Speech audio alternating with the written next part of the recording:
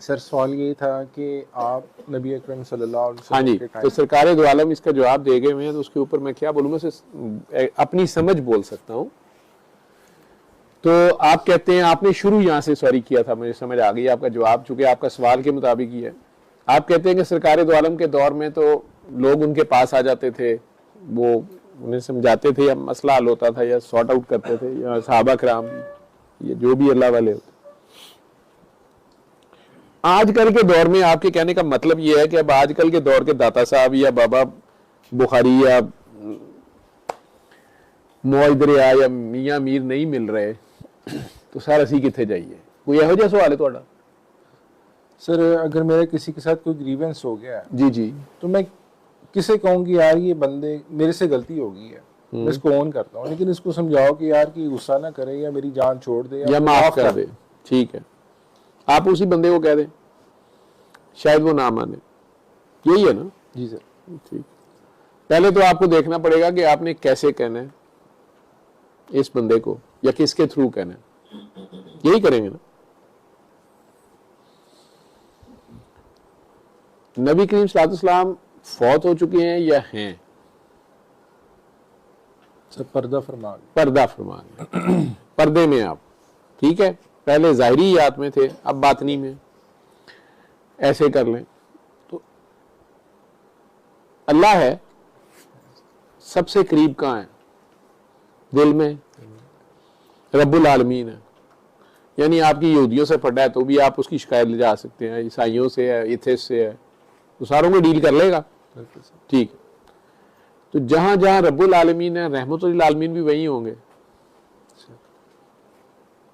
ठीक है, वो भी आपके दिल में होंगे, ठीक है। तो जब आपको कोई ना मिले बताने वाला, तो आप दिल से पूछ लिया करें। तो आपके दिल में जो पहला ख्याल आएगा, अगर आपका कंसर्न अल्लाह है, अगर आपका कंसर्न अल्लाह है, ठीक है, मेरा अल्लाह नाराज ना हो, यार ये मेरे से इस बंदे से ज्यादती हो गई है, उससे हो गई है, इससे हो गई है, या मेरे से ये गलती हो गई है, अब मैं इसको कैसे रेक्टिफाई करूं, यही कह रहे हैं ना, या मेरे से गलती नहीं हुई है, मैं अजीब मुश्किल में फंस गया हूं, अजीब सी सिचुएशन है, समझ ही नहीं आ रही क्या करना क्या नहीं करना। आप अपने आप से पूछा करें, अपने अंदर अपने दिल से पूछा करें, दिल की पहली आवाज पे चला करें। अगर तो आपका बिलीफ ये है कि अल्लाह है, आपके दिल में है, और सरकार दो आलम भी, रहमतुल आलमीन भी, जहां जहां रब्बुल आलमीन हैं, तो सहाबा कराम को यही फैसिलिटी थी ना अवेलेबल, या उस जमाने के लोगों को, कि फौरन उनके पास जाके तो और मसला हल करा लेते होंगे, ठीक है ना? जी सर। लेकिन वो फिर बात मानते भी थे ना, बिल्कुल मान, जैसे सरकार ने कह देना तो फिर कह देना, ये भी कह देते ना तुम दूसरी शादी कर लो, बिल्कुल कह, तीसरी कर लो, चौथी कर लो, ये भी था, बिल्कुल था। या इसको तलाक दे दो,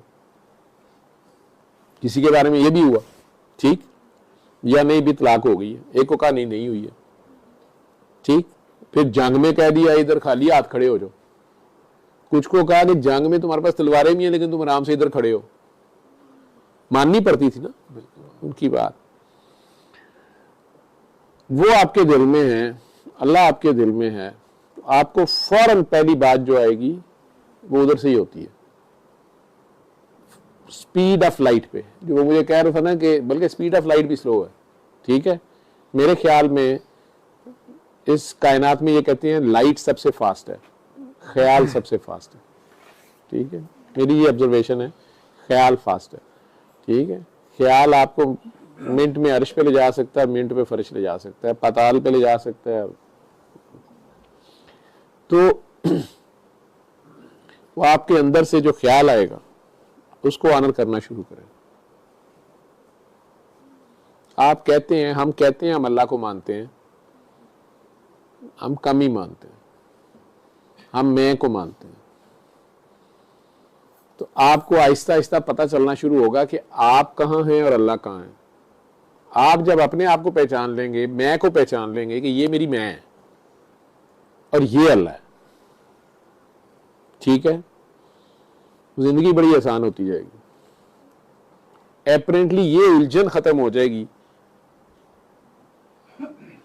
बहुत से खौफ, बहुत से